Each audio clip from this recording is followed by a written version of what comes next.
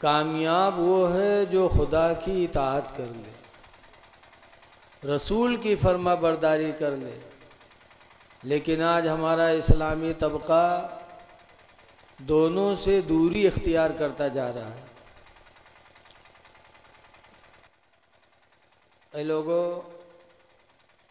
हमारी आपकी कामयाबी अल्लाह की फर्मा बरदारी ही में हो सकती है। रसूल की फर्मा बरदारी में जिन लोगों ने अल्लाह और उसके रसूल की फर्मा बरदारी की वो ऐसा कामयाब हुए। अभी गौसे पाक की नात पढ़े तो उनके नाम पर हमारे जाकिर भाई ने खूब रुपया लुटाया। क्यों? गौसे पाक ने अल्लाह की भी इताअत की और रसूल की भी इताअत की। गरीब नवाज कैसे चमके, सहाबा कैसे चमके, तो इताअत इलाही और रसूल की इताअत ही में कामयाबी है। इसलिए हमें हर हाल में जब कदम उठाएं तो सोचें कि हमारा कदम कहाँ जा रहा है, अल्लाह की फर्मा बरदारी में कि अल्लाह की फर्मा बरदारी से अलग तो नहीं हो रहा है। आज अभी चला तो पटपरगंज से लेके मिर्ज़ापुर तक 3-4 बारातें थी, एक से एक आगे। ऐसी सजावट, ऐसी जीनत। आज शादियां दूसरों के लिए उबाले जान हो गई। अपनी शादियों में इतना रुपया और इतना चहल पहल करने वाले ज़रा अपने पड़ोसी को भी सोचें कि अल्लाह ने हमें दौलत दी है तो आज हम इस तरह कर रहे हैं। हमारा पड़ोसी गरीब है, उसकी भी बच्चियां हैं, बच्चे हैं, वो जब ऐसा नहीं कर पाएंगे तो उनके दिल पर क्या गुजरेगी।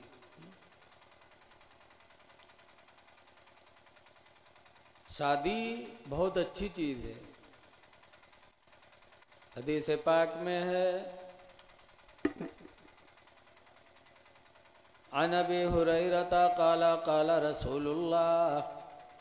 अबू हुरैरा से रवायत है, फरमाते अल्लाह के रसूल ने इरशाद फरमाया, मन तज़व्वज फ़क़द इस्तकमल निस्फ़द्दीन। जिसने शादी कर लिया उसने आधा दीन मुकम्मल कर लिया। ज़रा कम कर दे बेटा, भड़बड़ा रहा है, कम कर दो, बेहतर है। मन तज़व्वजा, जिसने शादी किया, फ़क़द इस्तकमल निस्फ़द्दीन, तो उसने आधा दीन मुकम्मल कर लिया। कितना बड़ा सवाब है शादी करने में। आधा दीन तो सिर्फ शादी करने से इंसान हासिल कर लेता है। फ़लियत्तक़िल्लाह फ़ी निस्फ़िल बाक़ी, तो सरकार फरमाते हैं अब उसको आधी दीन में अल्लाह से डरना चाहिए। आधा दीन तो शादी से मिल गया, अब आधा दीन उसका बचा तो आधे दीन में खुदा से वो डरे। अब आधा दीन कौन बचा? इमाम ग़ज़ाली फरमाते हैं वो है रिस्क, रोज़ी। क्योंकि जिस्म के अंदर जो मैदा है, इमाम ग़ज़ाली फरमाते हैं वो शैतान का अड्डा है। शैतान का अड्डा है, शैतान वहाँ रहता है। जब हराम रोज़ी पहुँचती है तो शैतान खूब मचलता है, बड़ा खुश होता है। और जब हराम रोज़ी मिल पहुँचती है तो मैदा छोड़कर शैतान भगता है। पता चला आधा दीन तो शादी करने में है और आधा दीन हलाल रोज़ी में है। रिज़्क़ इंसान का जब अच्छा होता है तो उसकी सोच भी अच्छी होती है। आज 20-20 लाख रुपया लोग शादी में खर्च कर देते और उनके बच्चों से अगर पूछो तुमने पढ़ा कितना है नहीं पढ़े। कुरान है याद कि नहीं, इस्लामी तालीम है कि नहीं याद है।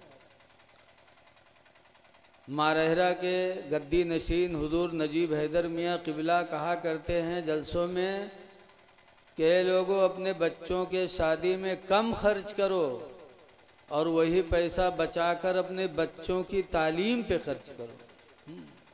अपने बच्चों को तालीम दो।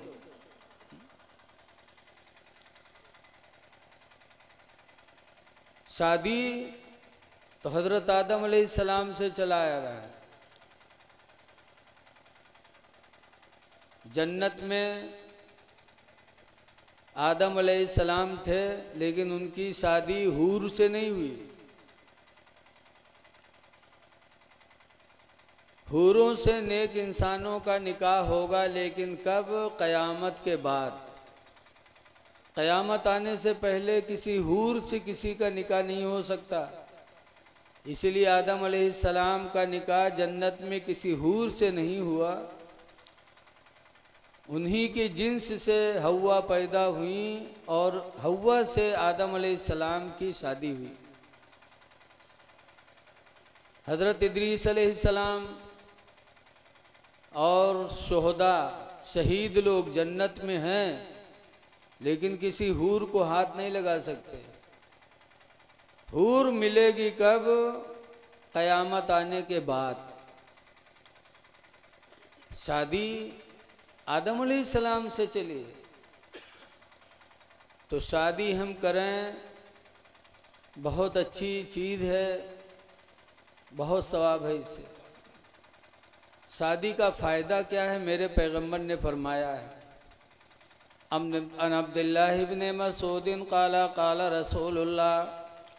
हज़रत अब्दुल्लाह बिन मसूद से रवायत है, फरमाते अल्लाह के रसूल ने इरशाद फरमाया, या माशर शबाब, ऐ नौजवानों, मन इस्तता मिनकुमुल बाअता, तुम में जिसको ताकत हो कि वो औरत से शादी करे, फलियतज़व्वज, तो चाहिए कि वो शादी कर ले।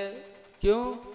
फ़ायदा, फ़इन्नहु अग़द्दु लिलबसरी, इसलिए कि शादी निकाह को झुका देती है।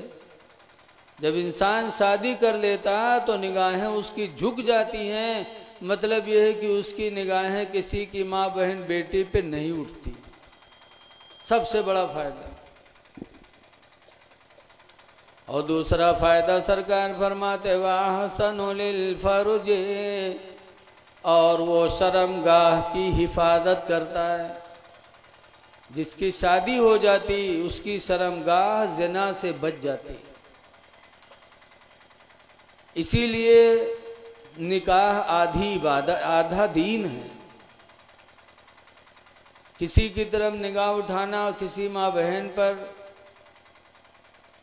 ये इस्लाम में ज़िना के बराबर है। इसीलिए हज़रत उस्मान गनी रज़ी अल्लाह ताला अन्हु की बारगाह में एक आदमी आया, सलाम किया तो हज़रत उस्मान गनी ने उससे मुंह फेर लिया। उधर आया, सलाम किया तो हज़रत उस्मान गनी ने इधर मुंह फेर लिया। फिर इधर आया, सलाम किया तो हज़रत उस्मान गनी कहते हैं, मैं तेरे सलाम का जवाब कैसे दे दूं?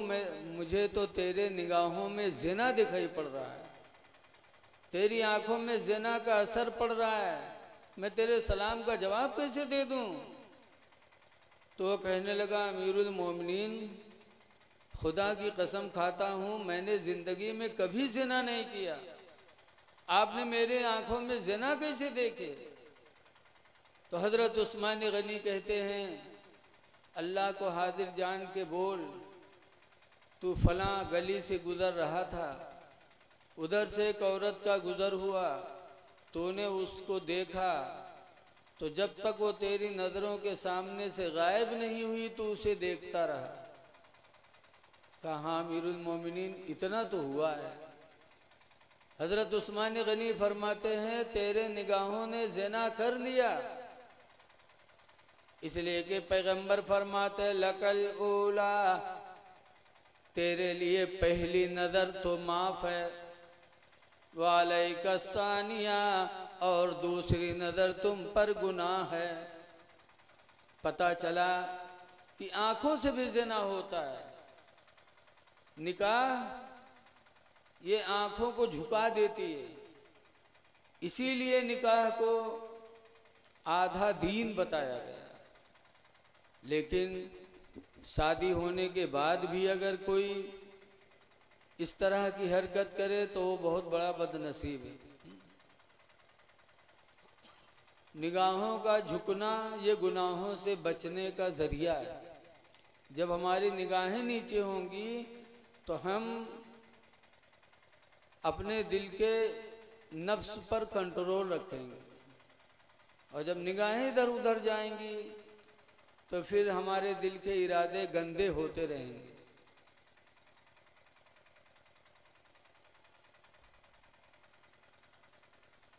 शर्मगाह की हिफाजत करता है। तो शादी इतना मुबारक अमल, लेकिन फिर उसमें फजूल खर्ची। अपने नबी की ज़िंदगी देखो, रसूलुल्लाह सल्लल्लाहु अलैहि वसल्लम ने हज़रत सफ़िया से शादी किया, और शादी के बाद रोटी का मलीदा बनवाया, और वही रोटी का मलीदा अल्लाह के रसूल ने मदीने पाक में तकसीम करवाया और फरमाया है मदीने के लोगों, यही मेरा वलीमा है, वलीमा यही है मेरा। जबकि सरकार मजबूर नहीं थे। हदीस में अनाइशा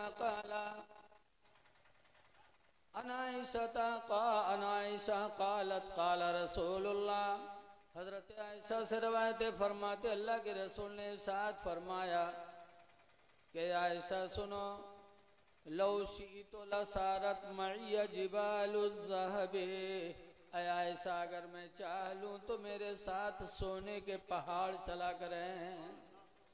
अगर मैं चाहूँ तो मेरे साथ सोने के पहाड़ चलें। लेकिन फिर भी सरकार की जिंदगी इतनी सादी। सरकार एक दिन सफ़र से तशरीफ़ लाए तो हज़रत उम्मे हबीबा ने जो बिस्तर बिछाया था सरकार के लिए, वो 2 परत टाट का बिछाया था। एक परत टाट के ऊपर सरकार सोते थे, टाट के एक परत पे सरकार सोते थे। एक दिन सरकार आए तो देखा कि 2 परत टाट बिछा हुआ है। सरकार ने अपनी बीवी उम्मे हबीबा से कहा, उम्मे हबीबा आज तुमने डबल लगा दिया।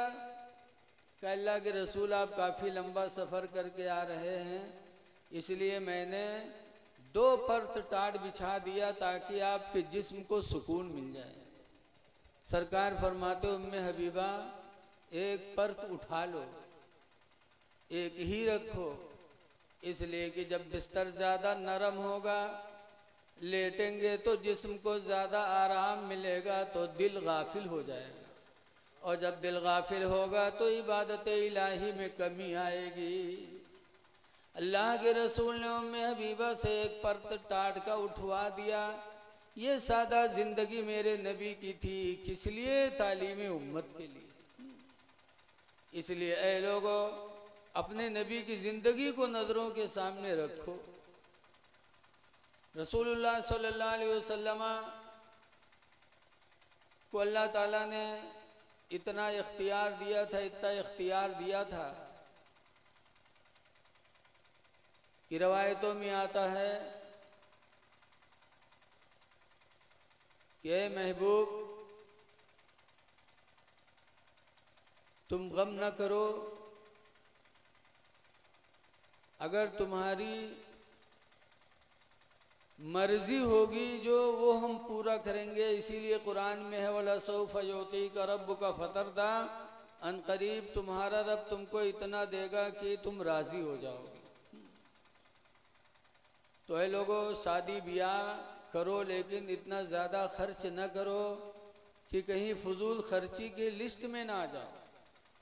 कुरान हकीम में इन्नल मुबज़्ज़िरीन कानू इख्वान शयातीन, कि बेशक फजूल खर्ची करने वाले शैतान के भाई हैं।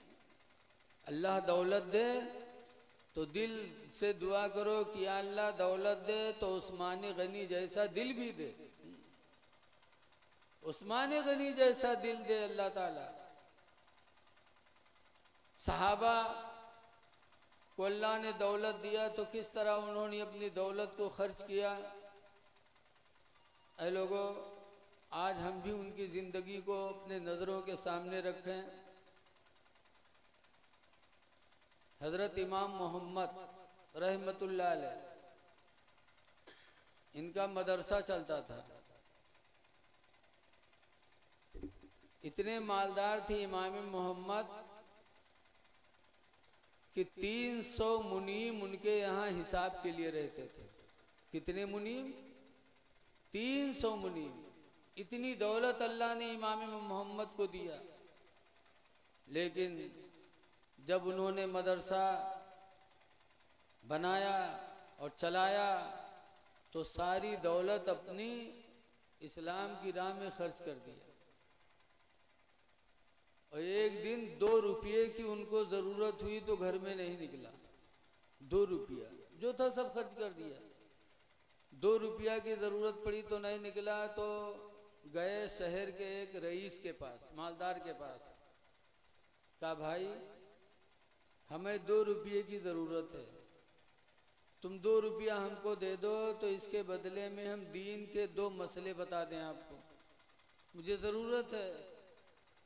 रईस दौलत में चूर था, उसने कहा जा जाओ मौलवी जाओ, मुझे मसले की ज़रूरत नहीं, जाओ।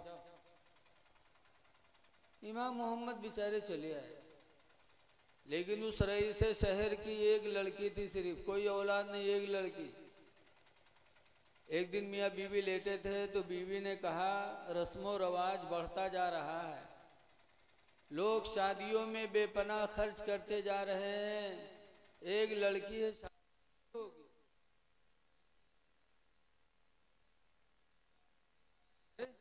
क्या कह रही है तू? मैं अपनी लड़की के जहेज में दुनिया की सारी चीजें दूंगा।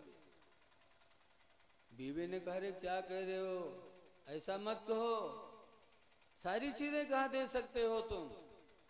रईस ने घमंड में आके कहा सुन, मैं अपनी बच्ची की शादी में दुनिया की कुल चीजें दूंगा।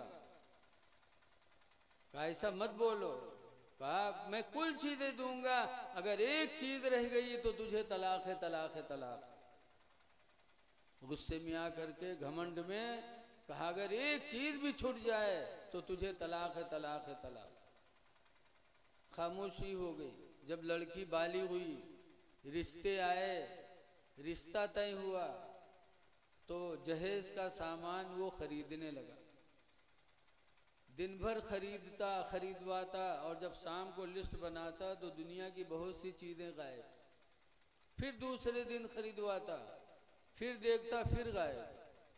भाई दुनिया में तो बहुत सी चीज़ें हैं ना, है? जितनी चीज़ें अल्लाह ने पैदा की सब दुनिया में आ गई। शेर भी आ गया, भालू भी आ गया, हाथी भी आ गया, सांपो आएगा। तो फिटारा कोई दी अपने बिटिया कहीं है?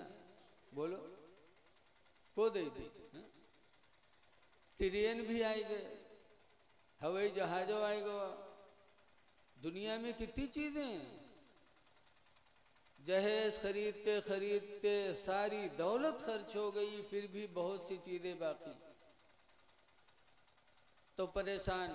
तो मौलाना लोगों से मसला, सब चीज न दे पाऊं तो क्या मेरी बीवी मेरे निकाह में रहेगी कि नहीं रहेगी?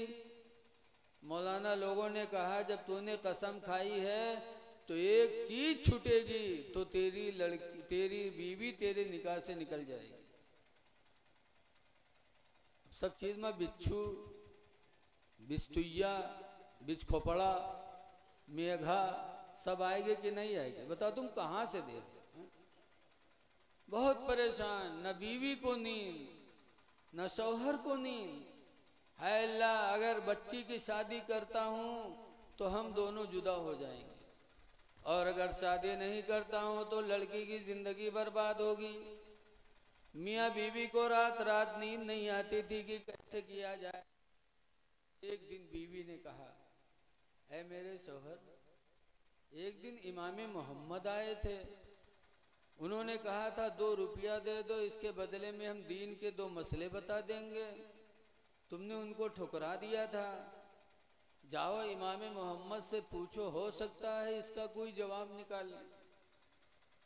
तो रईस शहर मजबूर हो कि इमाम मोहम्मद के पास पहुंचा।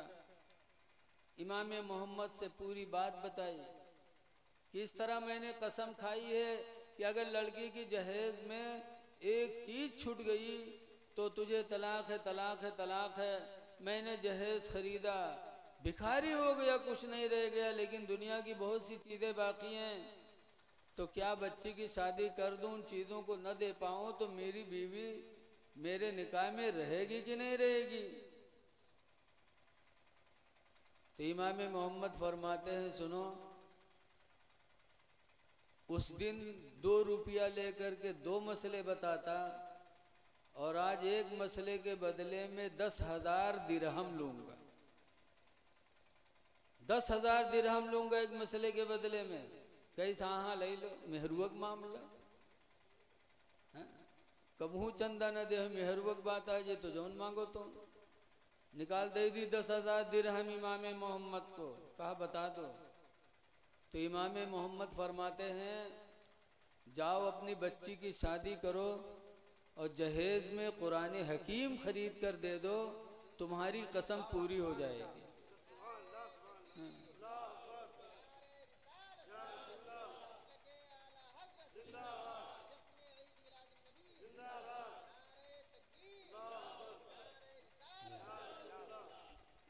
कहा लड़की की जहेज में कुरान खरीद कर दे दो, तुम्हारी कसम पूरी हो जाएगी। कहा कैसे?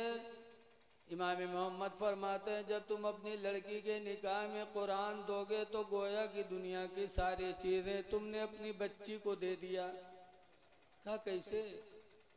इमाम मोहम्मद फरमाते हैं, कुरान वो किताब है जिसके बारे में अल्लाह का बयान है, नज़्ज़लना अलैकल किताब तिबयानन लिकुल्लि शै। ऐ महबूब, हमने तुम पर ऐसी किताब उतारी है जिसके अंदर हर चीज का बयान है। हर चीज का बयान है कुरान में। तो जब हर चीज का बयान है और कुरान अपनी बच्ची को खरीद कर दोगे तो अल्लाह ताला तुम्हारी कसम को पूरी कर देगा, गोया कि तुमने अपनी बच्ची को दुनिया की सारी चीजें अता कर दी। ऐ लोगों, कुरान दो बच्ची को, लेकिन जब पढ़ी नहीं होगी तो कुरान पढ़ेगी कैसे? इसलिए कुरान का पढ़ाना भी बच्चियों को जरूरी है। जब बच्ची कुरान पढ़कर जाएगी तो उसकी गोद मदरसा बनेगी। हुजूर फरमाते उतलुबुल इल्मा मिनल महदे, माँ की गोद से तुम इल्म दीन सीखा करो। इमाम हम्बल का कौल है, सरकार का फरमान नहीं। इमाम अहमद बिन हम्बल फरमाते उतलुबुल इल्मा मिनल महदी, माँ की गोद से इल्म हासिल करो। जब माँ पढ़ी लिखी होगी तो उसकी गोद मदरसे का काम करेगी।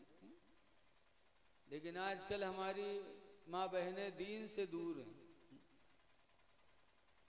एक औरत थी मदीने मुनव्वरा में, जिनका वो बीवी हैं हजरत सफवान सहाबी की।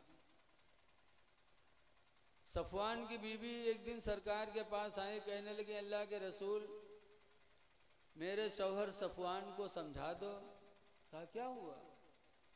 कहा जब मैं नमाज पढ़ती हूँ तो मुझे मारते हैं, रोज़ा रखती हूँ तो मेरा रोज़ा तोड़वा देते हैं। तो सरकार ने सफवान को बुलाया। कहा सफवान, ये तुम्हारी बीवी कहाँ है? कहा नमाज पढ़ती है तो मारते हो? कहा जी। कहा रोज़ा रखती तो रोज़ा तोड़वा देते? कहा जी। कहा क्यों? तो सफवान का जवाब सुनो। कहते अल्लाह के रसूल, मैं किसान आदमी हूँ, खेती का काम करता हूँ, रात में थका मांदा आता हूँ, इसकी ज़रूरत रहती है, और ये नमाज ईशा के बाद 2 रकात की नियत बांधती है, पहली रकात में सूरह बकरा की तिलावत करती और दूसरी रकात में सूरह आल इमरान पढ़ती।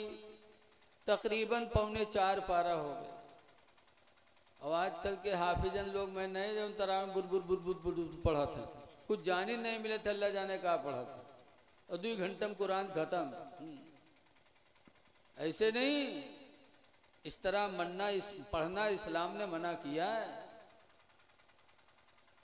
कुरान में है हत्ता तालमू मा तकुलून, पढ़ो यहाँ तक कि तुम जानो कि तुम क्या कह रहे हो, जो तुम बोलो उसको समझो कि मैं क्या कह रहा हूँ। और बुद्ध में कोई कुछ जानेगा? ना तुम जानोगे ना कोई जानेगा। सफवान की बीवी बड़े आसानी से तिलावत करती थी, 2 ही रकात में पूरी रात गुजर जाती, 3.25 पारा की तिलावत। अब हमारे कारी गुलाम नबी से सूरह रहमान की तिलावत करे कहा तो कितना टाइम लगे, बहुत टाइम लगेगा। और सूरह बकरा सूरह में तो कहा अल्लाह के रसूल मैं जवान हूँ, किसानी करता हूँ और किसानी करके आता हूँ, मुझे इसकी ज़रूरत ही रहती है और ये पूरी रात नमाज पढ़ती, इसीलिए इसको मारता हूँ। कहा रोज़ा क्यों तोड़वाते?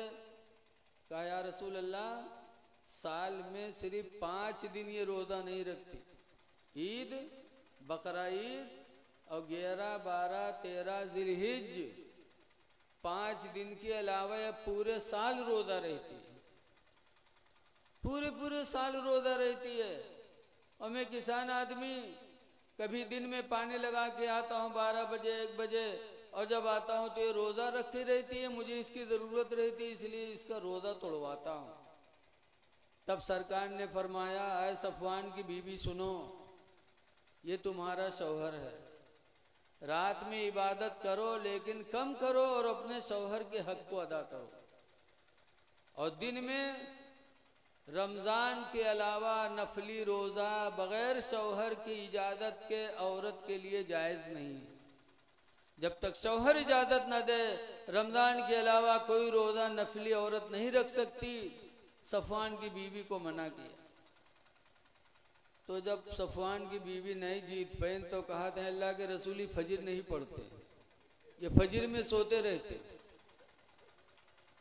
हमारे लोगों ने मेहरवाई में शिकायत कह दे तो मारा था हमारा कही डाला जी कि तू हमारी शिकायत करे थे।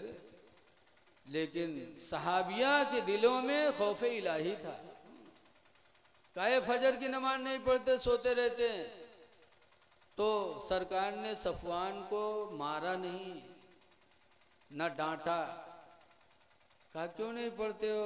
कहा अल्लाह के रसूल किसान आदमी हूँ, मेहनत करता हूँ, कभी कभी आंख लग जाती नहीं खुलती, सो जाता। तो सरकार फरमाते हैं ठीक है, जब आंख खुले तो वक्त रहे तो अदा पढ़ लो और वक्त ना हो तो कज़ा पढ़ लिया करो, लेकिन पढ़ा करो। सरकार ने लान तान नहीं किया। और आज हम लोग अगर इमाम साहब के एक को फजर छूट जाए तो फिर उनके नौकरी खतरे में है। गांव जत्ते बुढ़वा है सब कहीं बहुत चर्बी आएगा कि आंखें नहीं खुलती का भगाओ यहाँ से। और बुढ़वा ही नहीं सोचा था कि जवान हम रहें तो हम क्या करीत रहे। 4 दिन से नमाज पढ़ने के बाद अपनी नमाज पे घमंड। जब रसूलुल्लाह ने अपने सहाबी सफ़वान को नहीं डांटा, फरमाया ठीक है शरीयत का हुक्म, आंख लग गई सो गए तो शरीयत का हुक्म नहीं है, आप पर नहीं लगेगा। जब आप बेदारी की हालत में हो फिर नमाज छोड़ें तो आप पर गुनाह है। फरमाया वक्त हो तो अदा कर लो, वक्त ना हो तो कज़ा पढ़ लो। इसी तरीके से इमाम भी है, अगर इमाम की तरह फजर छूट जाए तो हम उसको लान तान न करें, रुसवा न करें, बल्कि हम नबी की जिंदगी को सामने रखें। लेकिन आजकल देखा जाता है 4 महीना नमाज पढ़ेंगे तो अपने आप को वली से कम नहीं समझेंगे। इसीलिए गुलसिता में शेख सादे ने लिखा है कि मुल्क बर्बाद है। कौन मुल्क? जिसके बादशाह में सब्र न हो। जिस मुल्क का बादशाह सब्र करने वाला न हो वो बर्बाद। और एक जाहिद बर्बाद है, इबादत करने वाला। पूछा गया कौन इबादत करने वाला बर्बाद है, तो कहा वो इबादत करने वाला बर्बाद है जिसके अंदर इल्म न हो। बगैर इल्म के इबादत करने वाला बर्बाद, और बगैर सब्र के मुल्क बर्बाद, जिस बादशाह के अंदर सब्र न हो। गौसे आदम के मानने वाले अपनी इबादत पे नाज न करो, अल्लाह नमाज की तौफीक दे तो खुदा का शुक्र अदा करो। हजरत गौसे आदम ने 40 साल तक ईशा की वजू से फजर की नमाज पढ़ी थी। 40 साल सोए नहीं। तो शैतान एक दिन पहुंचा जुब्बा कुब्बा बना के, बड़ा नूरानी चेहरा, लंबा तड़ंगा बन के पहुंचा। कहा गौस मैं तुम्हारा खुदा हूँ। माअल्लाह, कहा मैं तुम्हारा खुदा हूँ। 40 साल से तुम ईशा के वजू से फजर पढ़े हो, 40 साल तक सोए नहीं। मैं तुम्हारा खुदा हूँ, आज से मैंने नमाज माफ कर दिया, अब पढ़ने की ज़रूरत नहीं, माफ है। हम लोग हुए तो गए, हाँ यार बहुत मेहनत किया है, सही बात, बहुत पढ़े हैं।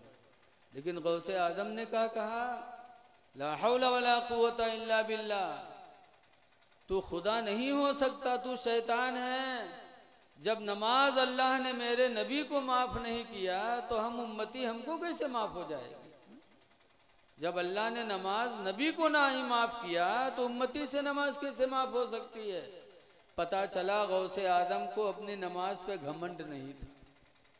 इसीलिए हजरत शेख सादी शिरादी हज करने के लिए गए तो हरम में सो रहे थे। रात में एक बड़ी दर्द भरी आवाज़ रोने की कानों में पहुंची तो शेख सादी उठ पड़े और रोने वाले को तलाश करने लगे। तलाश करते करते खाने काबा के दरवाजे तक पहुँचे तो देखा कि एक नौजवान है जो खाने काबा के दरवाजे की जंजीर को दोनों हाथों में पकड़ के और रो रो के कहता है कि या अल्लाह, अगर मेरे अमाल तेरी जनाब में कबूल हों तो क़यामत के दिन मेरे आँखों में रोशनी देना, और या अल्लाह मेरे अमाल कबूल ना हो तो क़यामत के दिन मुझे अंधा बना के उठाना। शेख सादी ने उस नौजवान से पूछा मनंता, तू कौन है?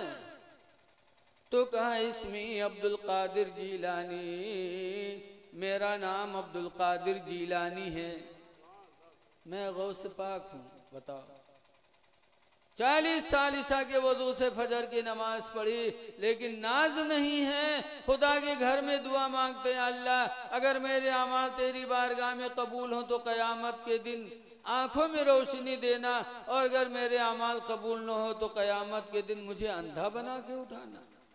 पता चला इंसान नमाज़ें पढ़े, सदका करे, खैरात करे, कुरान पढ़े, लेकिन इस पे नाज न करे।